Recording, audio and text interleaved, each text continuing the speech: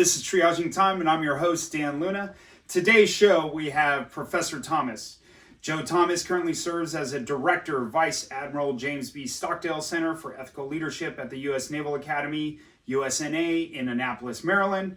A retired Marine, he served previously as a class of 1961 Professor of Leadership Education at USNA and as Director of the Major General John A. Lejeune Leadership Institute at Marine Corps University in Quantico, Virginia.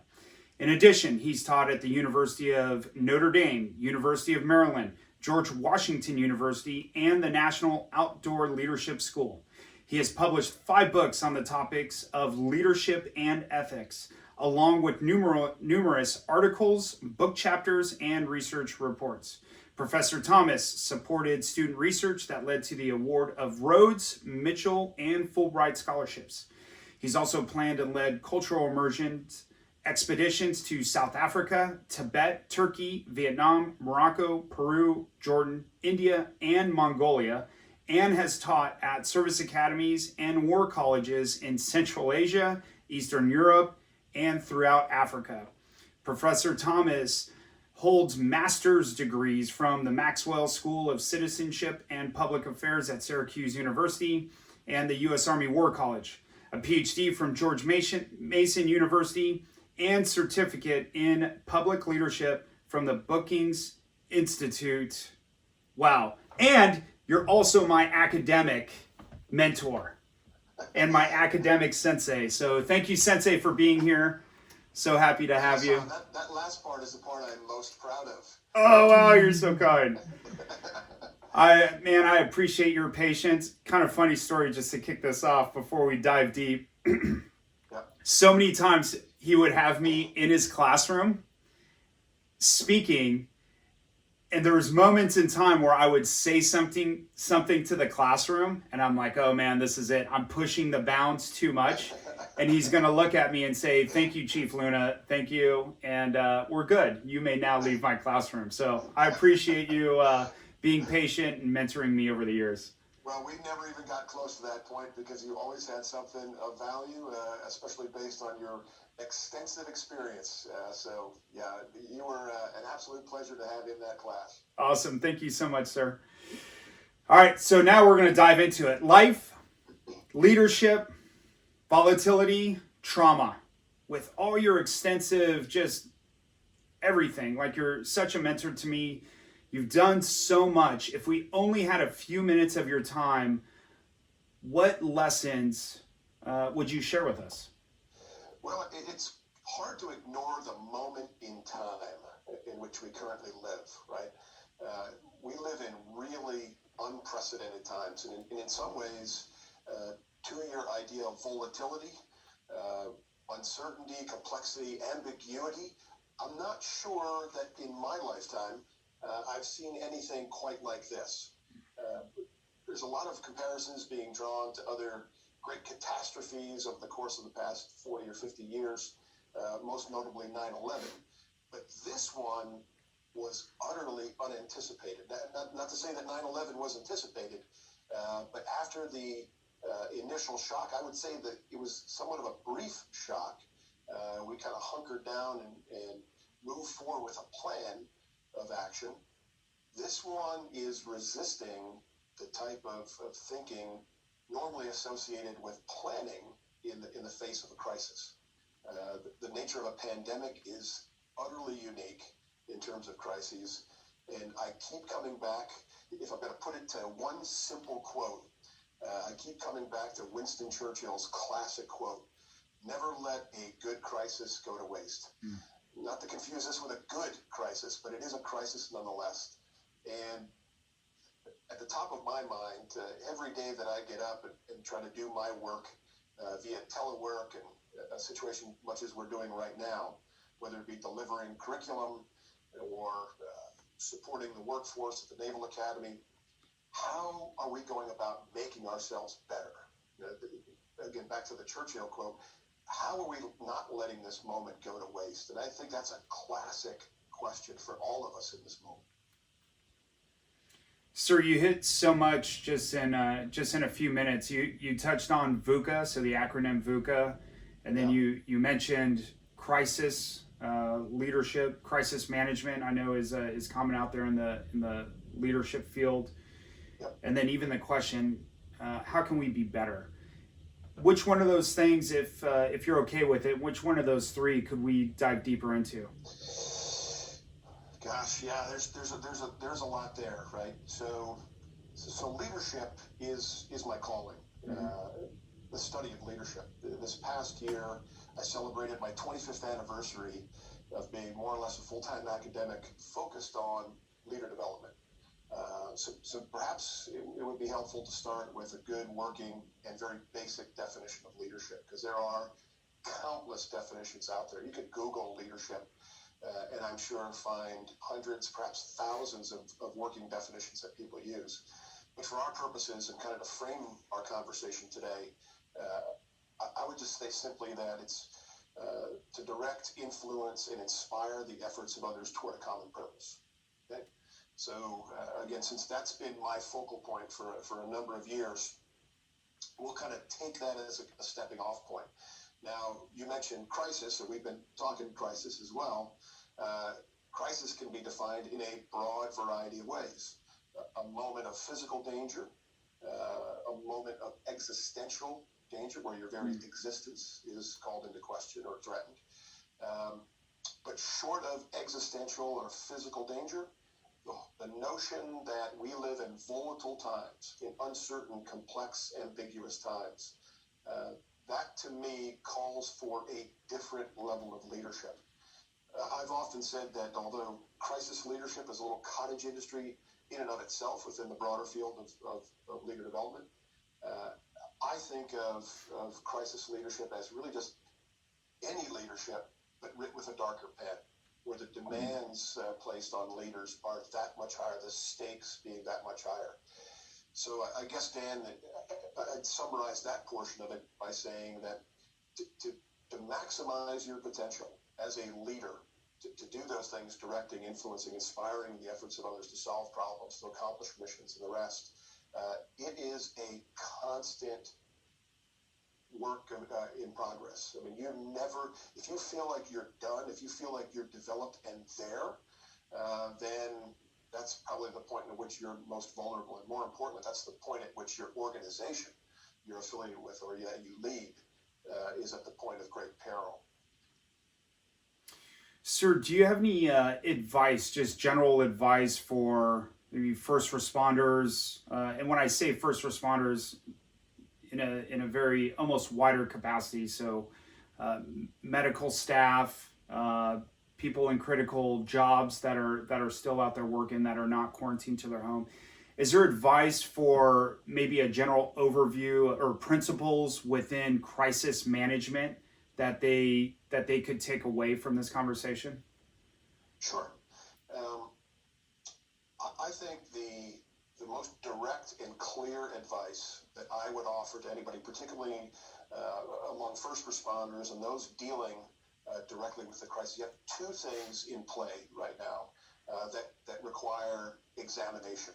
One is how we think. There are so many things we could do to improve the processes of thought that lead to us being more effective leaders. The second thing is doing. And oddly enough, if we get the thinking part right, the doing part of this, component of this, will follow suit, will come quite naturally. So perhaps we could use a little bit of our time today to drill down a little bit on the thinking aspect of this, which is, in essence, making better decisions, becoming much better decision makers in the moment, and following that up with some type of doing. The doing for directing, influencing, inspiring typically refers to our ability to communicate effectively to others, to build a synergy for problem solving through the efforts of others. So with the thinking, and I know you've done a lot of work with biases. Would that be the next step into the thinking component, or where would you go with that? Sure. Well, even stepping back from that, since I quoted Churchill before, we throw out one quote that I think summarizes where we can go or should go, and it's the 18th, 19th century German polymath Johann Wolfgang von Goethe.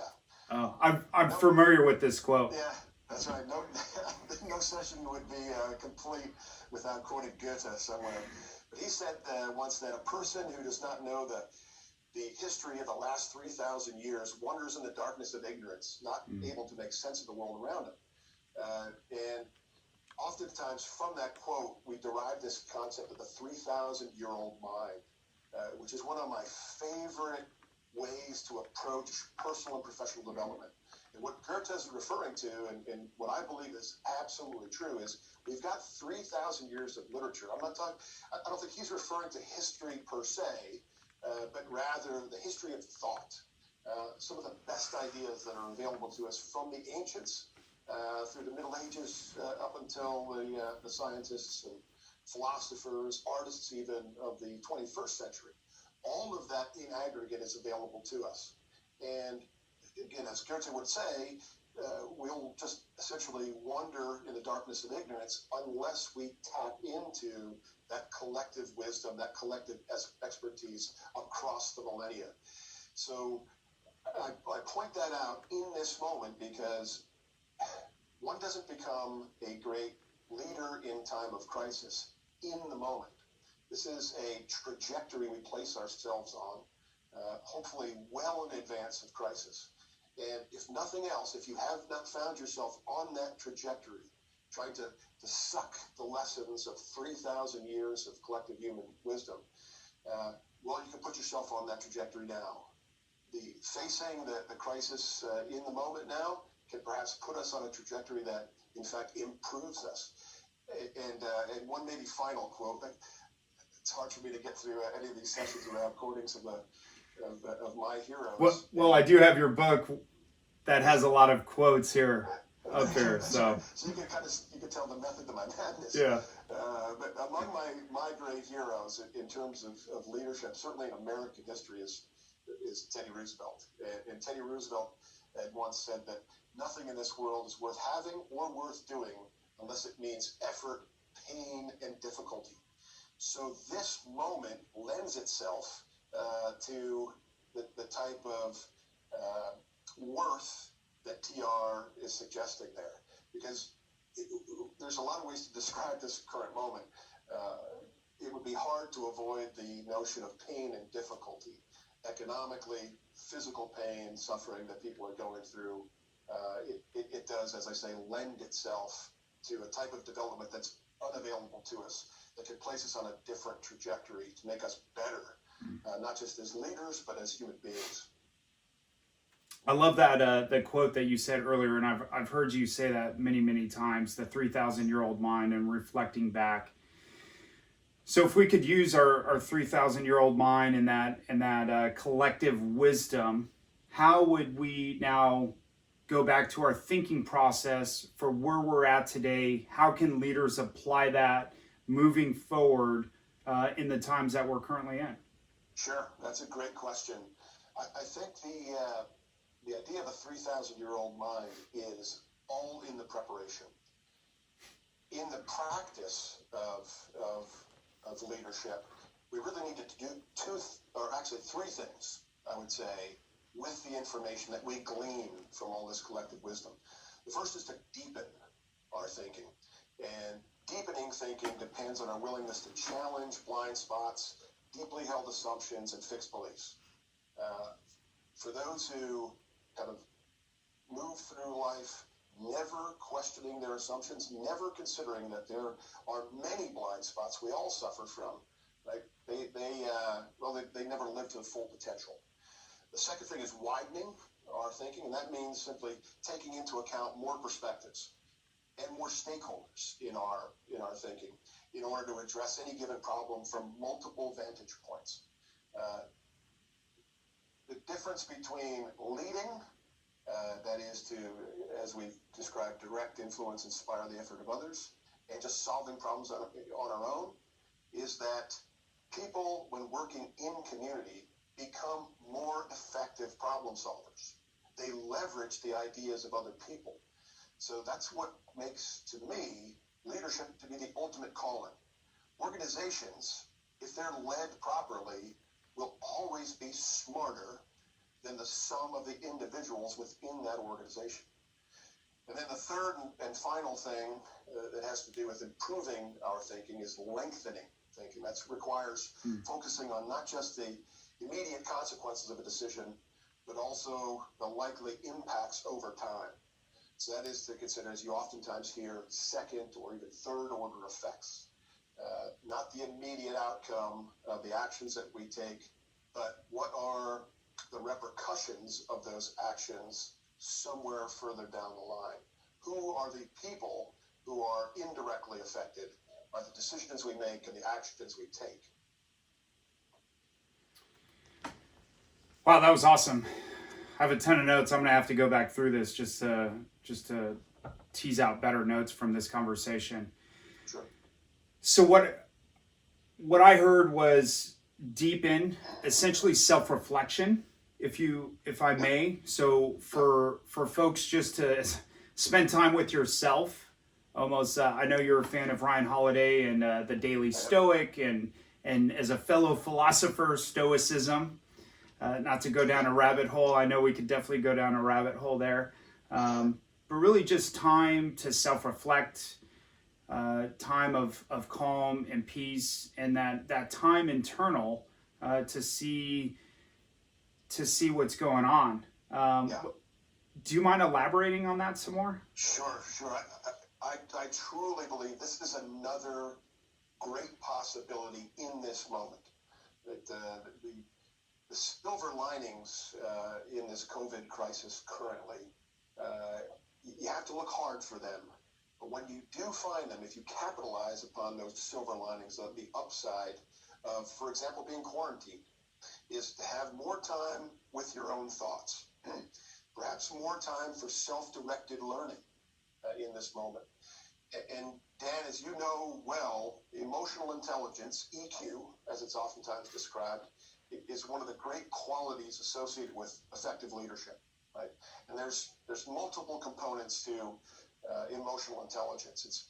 It's the awareness of emotions and how people react in others, but it's also a very strong component is simple self-awareness, being reflective, knowing yourself well and how your own emotions play out and how you're perhaps triggered by certain things more so than others, understanding your own capabilities and how those capabilities show up in the world and how your words have an impact on other people. So it requires a good deal of quiet time, honestly, to reflect, to become more self-aware. This is the essence, in many ways, of meditation. It's the essence of quiet reflection time, prayer. Different people have different traditions, either faith traditions or perhaps personal philosophical traditions, but they all point in the same direction, and that is to know thyself. That was great. Thank you. So that was deep in what I took from Wyden, just in one word, was the knowledge component. Yeah.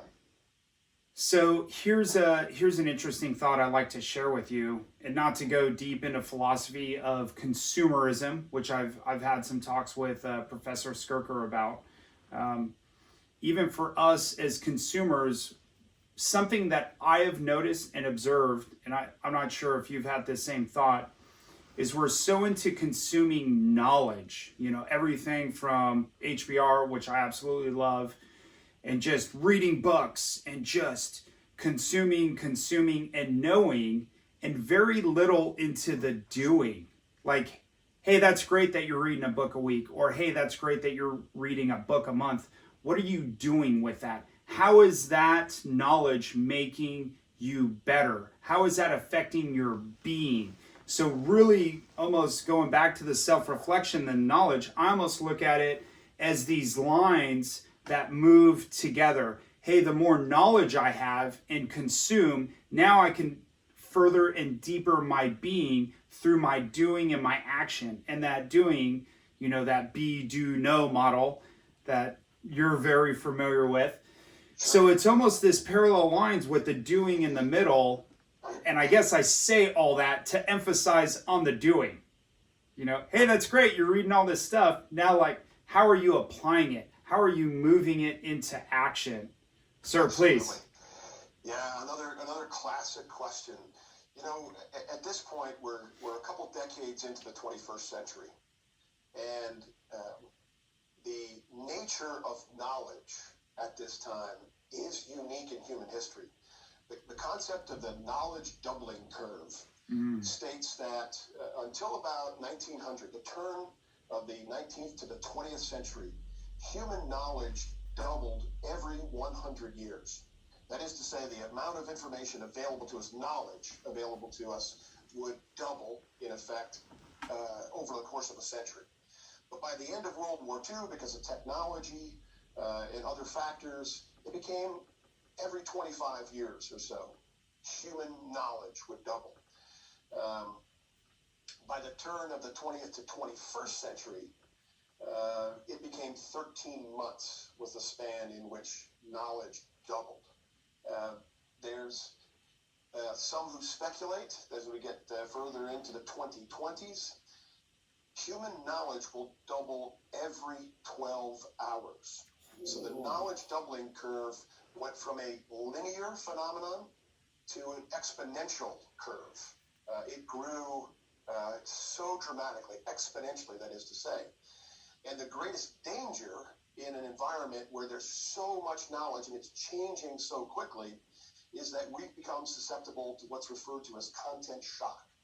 When the exponential increase, the volume of knowledge becomes such that our capacity to consume this knowledge, to understand this knowledge, to take this in order to be able to do something with it, becomes that much more challenging.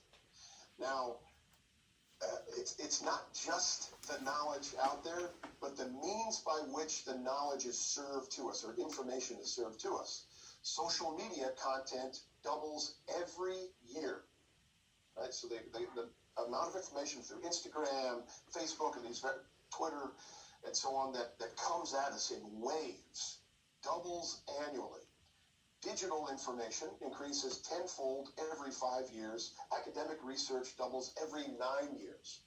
So with all this massive production, creation of human understanding, human knowledge available to us, the key way to answer your question, Dan, is how can we best be selective of what we're taking in? The human condition, the human body, the brain, hasn't changed substantially in tens of thousands of years. Okay? We are effectively the same human being as generation upon generation of our ancestors were.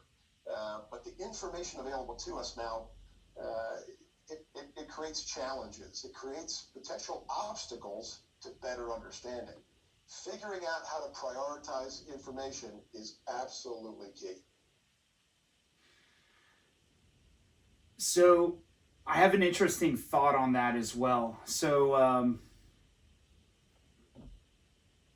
a reading list, for example, or if I approach you and say, Professor Thomas, do you have a book recommendation? There's so many books, there's so much information out there. What I've started to do is then distill it down. Well, what are you trying to train? Right. So now it goes into like a physical workout. Hey, sir, you're a pretty fit guy. I see you in the gym getting after it. Hey, I want to be fit and big like you. What do I do? Right? So now it's like, hey, well, what are you trying to achieve?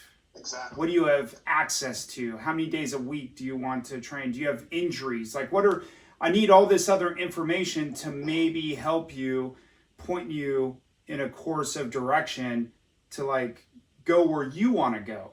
So what I found with the information is it's a lot of the same thing. So going back to the thinking or the mind, hey, if we want to train the mind or if we want to train something specific, hey, narrow it down.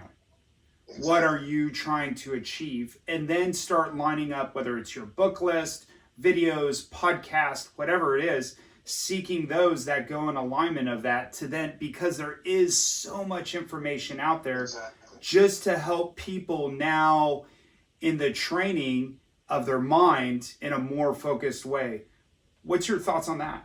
Yeah, so the leadership theorist, self-help guru Stephen Covey, now deceased professor out at BYU University, multi-million bestseller of 7 Habits of Highly Effective People and all these other things.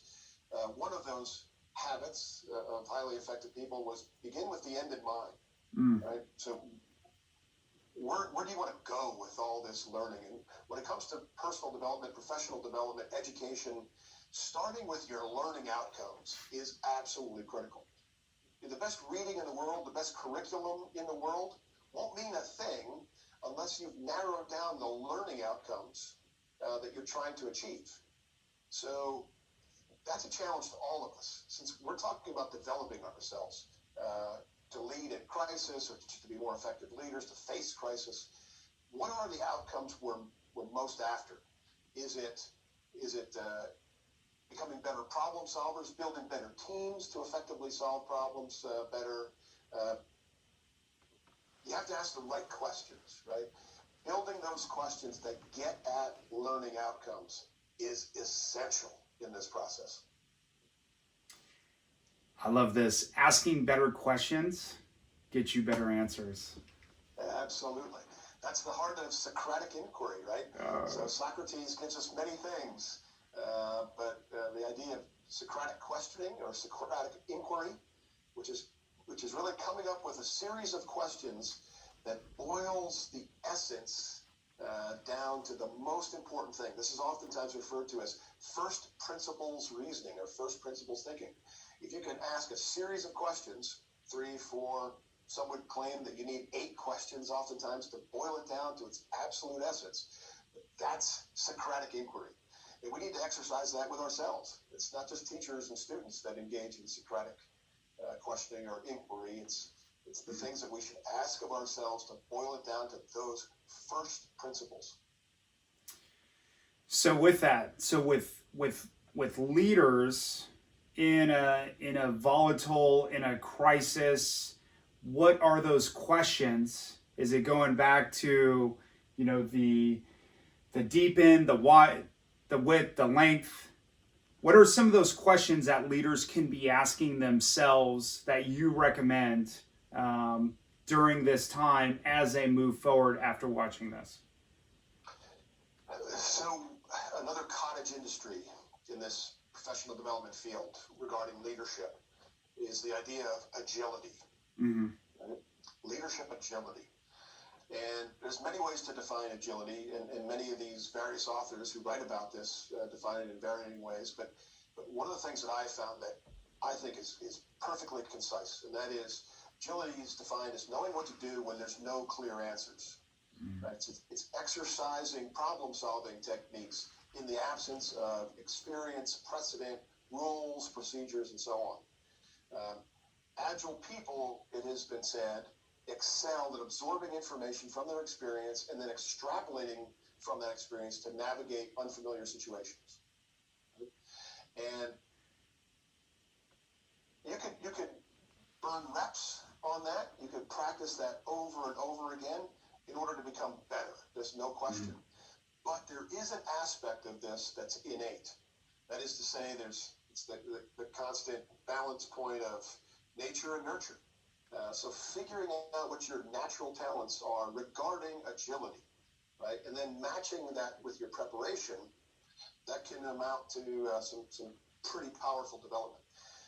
I'll give you a couple of examples, a couple of terms that relate to this. And I'll use, because your and my background, of course, is military. It can be said that among the greatest military leaders, most widely regarded in human history, is Napoleon Bonaparte, right?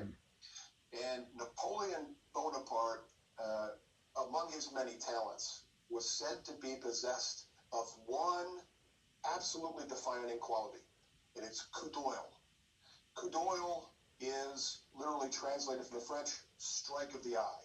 And what it meant was that he had this ability. It seemed to be innate, but there was a lot of preparation that went into that as well, where he could look at a very complex environment, rapidly process the information that he is taking in, and make clear, decisions based on that. Now, if it were just taking in information to make decisions, and that was it alone, he would have made a great educator, perhaps, or a great philosopher, but he's a soldier. Right? He's leading military organizations. So what he was able to do, and what made Napoleon, one of the true greats in all of military history, is he had coup d'oeil, right? It's strike of the eye, rapid cognition is how psychologists refer to this today. But he worked really hard at crafting concise, clear orders based on those decisions and getting them out effectively to subordinates. The Germans had the same, or the Prussians who were fighting against Napoleon. They have a similar concept. Of course, the German word is a little less elegant than the French term. The German word for the same rapid cognition or rapid processing is Fingerspitzengefühl. And like many classic German words, it's several concepts packed into one word. Fingerspitzengefühl means literally feeling in the fingertips. So it's what Daniel Kahneman calls, in Thinking Fast and Slow, type 1 thinking, right? Rapid cognition, immediate, instinctive, intuitive ways to come to decisions. But it's backed up by massive preparation until you get to that point where you're able to make that kind of quick, intuitive decision. So just at a very high level, I'm hearing the knowing piece to the decision, and then the decision, and there was a component of almost not a community decision, but to use collective wisdom during a time of crisis, and then in that collective wisdom, once a decision is made, then effectively communicating that decision. So I'm just trying to think, like, if I were to bracket part of our conversation or distill it down just for our listeners and our viewers, almost in those highlights, to communicate it in a way. Am I? Yes, you are. Well, you mentioned the classic developmental typology before, which is know, do, be. Mm-hmm. And I oftentimes equate that to a target, right? The widest part of that target is to know, to take in knowledge, to understand things, to understand information. That's the easiest part of the target to hit, the broadest ring of the target. To be able to leverage that knowledge, to take in that information, turn that around into something that's actionable. The do ring of this target is a little bit harder. It's smaller. But leaders must be able to do that. They've got to take knowledge, as I said before, examine your thinking, and turn it around through communication, get it out to other people to do that problem solving, to accomplish those missions. The tiny bullseye in this three-ring target, though, is the B part.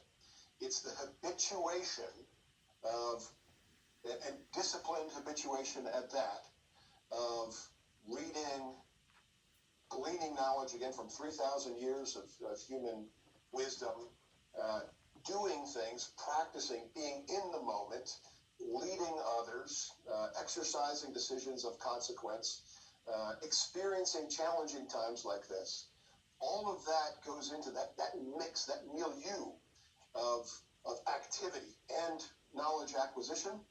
If done appropriately over time, the B part, that hardest part of the target to hit, the absolute bullseye at the center of this, you become something different.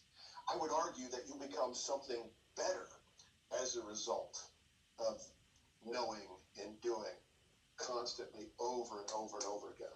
This is, of course, what Aristotle himself, perhaps in all that 3,000 years of human wisdom, there's probably no greater mind than Aristotle's.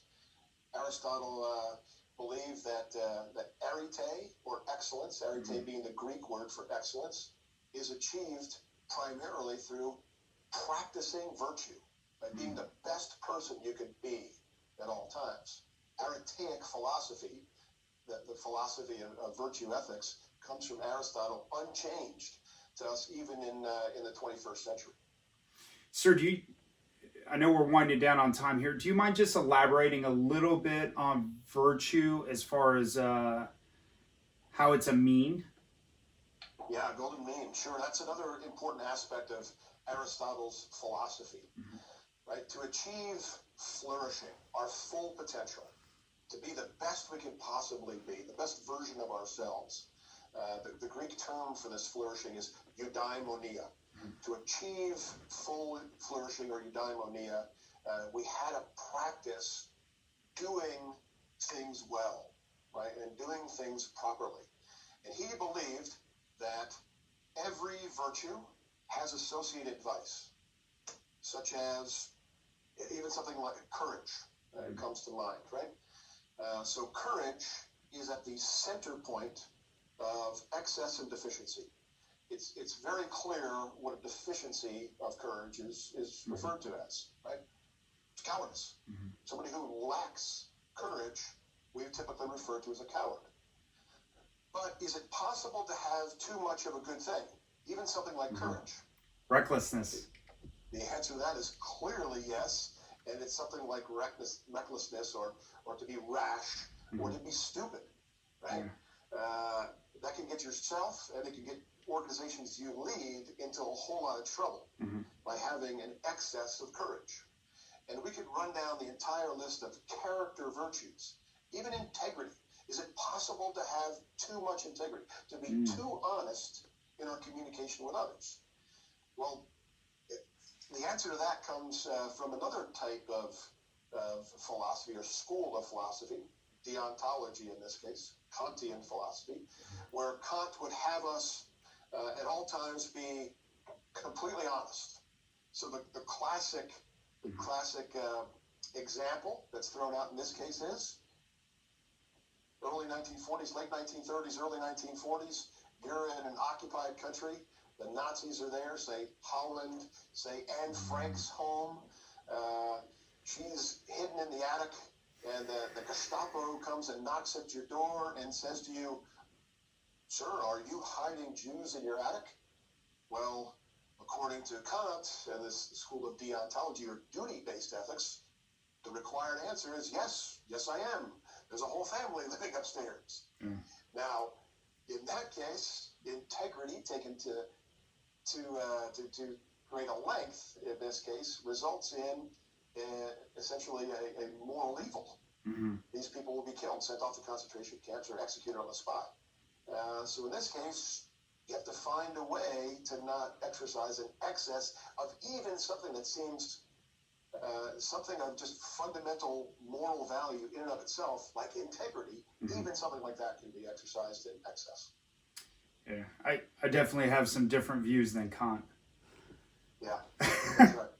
That's right. The whole principle of deception in warfare, as an example, or in sports, there's many other contexts in which deception is part of the way we play the game, and a required function of the way we play the game. And I think while Kant would have rejected deception, Aristotle would not. Aristotle was looking at full flourishing. He wanted us to be whole, complete human beings whose virtues outweighed their vices, and vices are not just a deficiency of character virtues, but also potentially the excess of character virtues as well.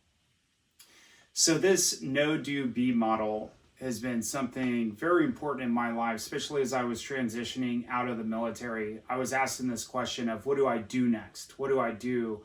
What does doing look like? So that was constantly going in my head as I was getting close to retiring from the Naval Academy. Sure. And I switched the question to be. Who do I want to be? Exactly. And that was such a dramatically different question, and it just that switching in the has literally changed my life and is still changing my life. Yes. So Dan, this is back to the idea of learning outcomes. This should be part of everyone's developmental journey. You start with the outcome, the end in mind of who do I want to be. Pick the interval, right? Pick the time frame that you want It's going to vary for different people depending on where you are in life. It could be, who do I want to be a year from now? Who do I want to be 5 years from now? Who do I want to be 10 years from now? Some people use this exercise of writing your own epitaph, writing your own eulogy, right? Who do I want to be when I'm cashing my chips in 35 years from now, right? And plan backward from there, right? Put yourself on that trajectory that gets you in the direction of that 1, 5, 10, or 35-year point where you are something else. You are something better than you currently are right now. And this moment in time, kind of where we started this conversation today, at this particular moment in time, that we live in this era, at least in our lifetimes, unprecedented era of pandemic, examine your trajectory. Figure out, okay, here's where I am. I've got some time for some self-reflection. I know I want to be better. I know I want to be more than I am currently. What trajectory do I place myself on, right? It starts with the question, who do I want to be coming out of this experience? I'm not going to let a good crisis go to waste, as Winston Churchill calls to us to do. That was great, sir. That was my next question was, as our time comes to a close, how would you summarize everything we covered? Would you add anything to that? How about that? Yeah, well, in summary, we started with a challenge, right? To take advantage of a crisis. Now, some people, that rings strange. When you hear that, boy, a crisis is something to be minimized, something to be tamped down, something to be avoided if we can help it at all. And while I understand that logic, that is a rational approach to it, the Stoics, Aristotle would say, crisis is unavoidable in our lives. It happens to all of us, to one degree or another. And those things that are beyond our control, it's really up to us to make the most of it. Figure out who you want to be as you move through this, right? And draw the information, draw knowledge, draw ways of doing, ways of being better as a result of it. That was awesome. What next steps do you recommend for those watching? Well, there's some simple, direct things you can do to put yourself on a different trajectory, and that is just to be curious. One of the great rules of thumb that's gotten a lot of traction over the past few years is the idea of a 5-hour rule to discipline your schedule such that you can spend 5 hours a week in professional development. Typically refers to professional reading.